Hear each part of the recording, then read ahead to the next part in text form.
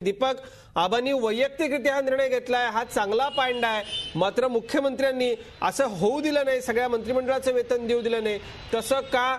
आणि आबांचं नेमकं काय म्हणणं होतं हा पगार देताना?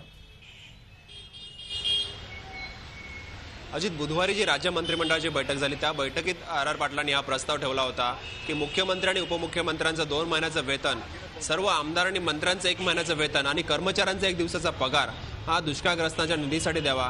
कारण राज्यात 15 जिल्ह्यांमध्ये जो दुष्काळ आहे तो दुष्काळ भयानक दुष्काळ आहे आणि जेवढा निधी मिळेल तेवढा निधी कमी आहे दुष्काळाचं तोंड देण्यासाठी, असं आर पाटलांचं म्हणणं होतं। परंतु मुख्यमंत्र्यांनी त्यावेळी जे कारण सांगितलं की सध्या तरी राज्य सरकारला बाहेरून निधी उभारण्याची गरज नाही आहे, राज्य सरकार दुष्काळासाठी हवा तेवढा पैसा खर्च करू शकतं। मंत्रिमंडळात हा प्रस्ताव फेटाळला गेल्यानंतर आर पाटलांनी स्वतः एक पायंडा पडलाय। त्यांनी आज तात्काळ मुख्यमंत्री सहाय्यता निधीला 57,000 रुपयांचं जे आपलं महिन्याचं वेतन आहे, मागच्या महिन्याचं वेतन, ते वेतन दिलेलं आहे आणि त्याचा चेक सुद्धा मुख्यमंत्री सहाय्यता निधीला त्यांनी पाठवून दिलेला आहे।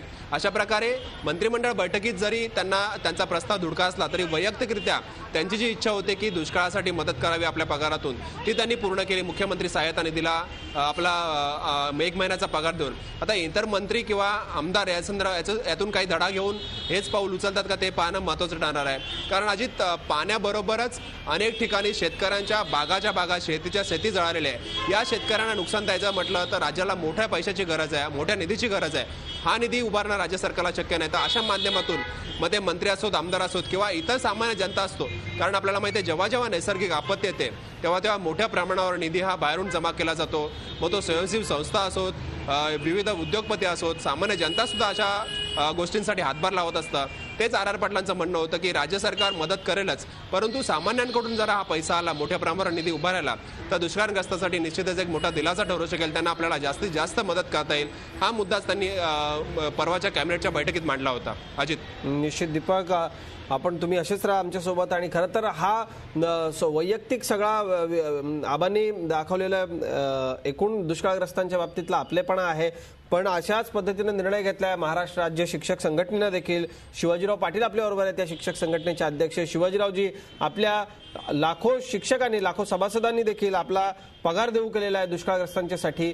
पूर्ण 1 दिवसाचा पूर्ण पगार दुष्काळग्रस्तांसाठी आम्ही राज्यातले 3,65,000 शिक्षक देणार।